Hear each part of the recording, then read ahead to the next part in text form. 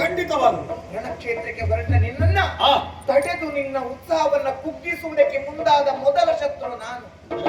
ಮಾತೃ ವಾತ್ಸಲ್ಯವನ್ನ ತೊರೆದು ಕೆತ್ತಪ್ಪೆಯ ಕೊರಳನ್ನ ಕಡಿದು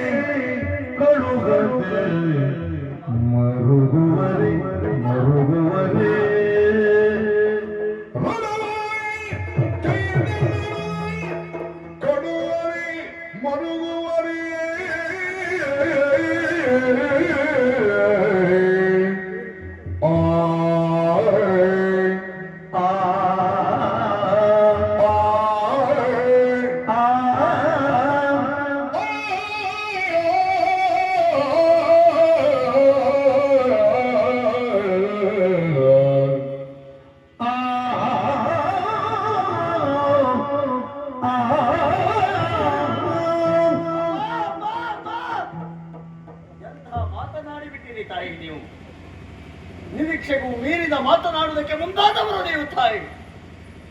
ರಣಕ್ಷೇತ್ರಕ್ಕೆ ಹೊರಟು ನಿಂತಿರುವಂತಹ ನಾನು ಬರುವಂತಹ ಸಂದರ್ಭ ನಿಮ್ಮನ್ನ ಕಾಣುವಾಗ ನನ್ನ ನಿರೀಕ್ಷೆ ಬೇರಾಗಿತ್ತು ತಾಯಿ.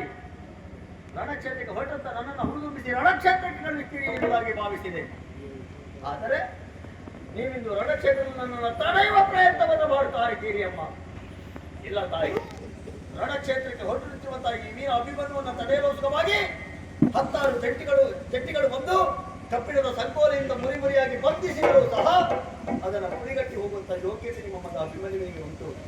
ಆದರೆ ಮಾತೆ ಅಂತ ನೀವು ಪ್ರೀತಿ ವಾತ್ಸಲ್ಯ ಮಮಕಾರ ಇರುವಂತಹ ಕಾಳ ಬಳಿಯಿಂದ ಮುರಿಯಾಗಿ ಬಂಧಿಸಿದ್ರೆ ಅದನ್ನು ಹರಿಯುವುದಕ್ಕೆ ಅಸಾಧ್ಯವಾಗುತ್ತಾ ಉಂಟು ತಾಯಿ, ಅಸಾಧ್ಯವಾಗುತ್ತಾ ಉಂಟು. ರಣಕ್ಷೇತ್ರಕ್ಕೆ ಹೊರಟು ನಿಂತಿರುವುದು ಸತ್ಯ ತಾಯಿ. ಆಗತ್ತಾ ಅಭಿಮನ್ಯು ತೋಳ ತೀಟೆಯನ್ನು ತೀರಿಸಿಕೊಳ್ಳೋಸ್ಕರವಾಗಿ ರಣಕ್ಷೇತ್ರಕ್ಕೆ ಹೊರಟಿದ್ದಾನೆ ಎನ್ನುವುದಾಗಿ ಭಾವಿಸಬೇಡಿ. ಹೊರಡುವುದಕ್ಕೂ ಬಲವಾದ ಉದ್ದೇಶ ಉಂಟಮ್ಮ. ಈಗಾಗಲೇ ಲಕ್ಷೋಪಲಕ್ಷ ಪ್ರಜೆಗಳ ಕಷ್ಟವನ್ನು ದೂರಪಡಿಸಬೇಕಾದ ಧರ್ಮರಾಯರು ಚಿಂತಾಗ್ರಾಂತರಾಗಿ ನಲನೋಟಕರಾಗಿ ಕುಳಿತುಕೊಳ್ಳುವುದನ್ನು ನೋಡುವುದಕ್ಕೆ ಅಸಾಧ್ಯವಾಯಿತಮ್ಮ. ವೀರತ್ವದ ಮಾತನಾಡಿದೆ, ರಣವೀರ್ಯವನ್ನ ಪಡೆದೆ, ರಣಕ್ಷೇತ್ರಕ್ಕೆ ಹೊರಟು ನಿಂತೆ.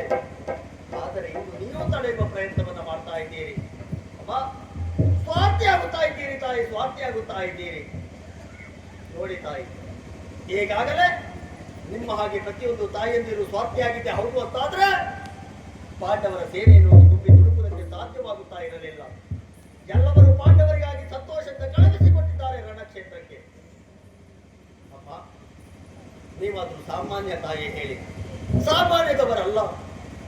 ವೀರ ಪಾರ್ಥನ ಮಡದಿ ನೀವು, ಶ್ರೀಕೃಷ್ಣ ಪರಮಾತ್ಮನ ಭಗಿನಿ ನೀವು, ಬಾಲ್ಯದಲ್ಲೇ ಭಾರತ ರತ್ನ ತಿರುಗಿಗೆ ಪಾತ್ರ ಅಂತ ವೀರ ಅಭಿಮನ್ಯುವಿನ ತಾಯಿ ನೀವು. ಆದ್ರೆ ಇನ್ನು ಸಾಮಾನ್ಯ ಹೆಣ್ಣಿನಿಂತಲೂ ಕಡಿಮೆಯಾಗಿ ವರ್ತಿಸ್ತಾ ಇದ್ದೀರಲ್ಲ, ಸ್ವಾರ್ಥಿ ಆಗ್ತಾ ಇದ್ದೀರಲ್ಲ ಅಮ್ಮ. ಸ್ವಾರ್ಥಿಯಾಗುವ ಮುಂಚಿತವಾಗಿ ರಣಕ್ಷೇತ್ರದ ಮೂಲೆ ಮೂಲೆಯು ನೀವು ಸ್ಪಷ್ಟವಾಗಿ ನೋಡಲೇಬೇಕು. ನೋಡಿ ಅಮ್ಮ, ಹೆಣ್ಣಿನ ಪರಿಸ್ಥಿತಿಯನ್ನ. ನಿನ್ನೆ ತಾರೆ ಮದುವೆಯಾಗಿ ತನ್ನ ಗಂಡನ ಜೊತೆಯಾಗಿ ದಾಂಪತ್ಯ ಜೀವನವನ್ನು ನಡೆಸಬೇಕಂತ ಹೆಣ್ಣಿನ ಪರಿಸ್ಥಿತಿಯನ್ನ ನೋಡಿ. ಹಳೆಯ ಕುಂಕುಮವನ್ನು ಒರೆಸಿಕೊಂಡು ಪುರಾಣ ಮಾಂಗಲ್ಯವನ್ನು ಹರಿದುಕೊಂಡು ಗಂಡನ್ನ ಕಳೆದುಕೊಂಡ ದುಃಖವೆನ್ನುವುದು ತನ್ನ ಒಡಲಲ್ಲಿಟ್ಟುಕೊಂಡು ಇರುವ ಪರಿಸ್ಥಿತಿಯ ಬಳತು. ಯಾರಿಗಾಗಿ ಆ ತ್ಯಾಗ? ಅವರಿಗಾಗಿ ಅಲ್ಲ, ಪಾಂಡವರಿಗಾಗಿ. ಬಾಲ್ಯದಲ್ಲಿ ತಂದೆ ತಾಯಿಗಳು ಮಕ್ಕಳನ್ನು ಸಾಕಿ ಬೆಳೆಸುವಾಗ ಅವರು ಬಯಸುವುದಾದ್ರೂ ಏನು? ಸಾಯುವ ಕೊನೆಯ ಕ್ಷಣದಲ್ಲಿ ತಮ್ಮ ಹೆಣವನ್ನ ಮಗನೇ ಸ್ಮಶಾನಕ್ಕೆ ಹೊತ್ತೊಯ್ದು ಅಂತ್ಯಕ್ರಿಯೆಯನ್ನು ಮಾಡಬೇಕು ಎನ್ನುವುದಾಗಿ.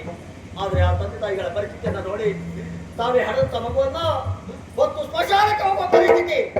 ಯಾರಿಗಾಗಿ? ಪಾಂಡವರಿಗಾಗಿ. ಅಣ್ಣನ್ನ ಕಳೆದುಕೊಂಡಿರುವಂತಹ ತಂಗಿ, ತಮ್ಮನ್ನ ಕಳೆದುಕೊಂಡಿರುವಂತಹ ಅಕ್ಕ, ಎಲ್ಲವರ ತ್ಯಾಗ ಯಾರಿಗಾಗಿ? ಪಾಂಡವರಿಗಾಗಿ. ಅವರೆಲ್ಲ ಸಾಯುತ್ತಾ ಇದ್ದಾರೆ. ಅವರ ಸಾವಿನ ಮೇಲೆ ನಾನು ಸೌಧವನ್ನು ಕಟ್ಟಿಕೊಳ್ಳಬೇಕೆ? ಇಲ್ಲ ತಾಯಿ, ಇಲ್ಲವೇ ಇಲ್ಲ. ಖಂಡಿತವಾಗಲೂ ರಣಕ್ಷೇತ್ರಕ್ಕೆ ಹೋಗಲೇಬೇಕು. ಅಡಿಯ ಮುಂದಿನ ಸ್ವರ್ಗ, ಅಡಿಯ ಹಿಂದಿನ ಅಡಿಯಡಿಗೂ ಅಶ್ವಮೇಧ ಫಲವಿರುವುದಾಗಿ ಆಡ್ತಾರೆ. ಅಡಿಯನ್ನ ಮುಂದಿಟ್ಟಿದ್ದಾರೆ. ಯಾವ ಕಾರಣಕ್ಕೂ ಹಿಂದಿಡಲಾರೆ, ಯಾವ ಕಾರಣಕ್ಕೂ ಹಿಂದಿಡಲಾರೆ. ಹೊರಟೆ ಹೊರಟೆ ಸುರಿವಕ ಮನಿಗೆ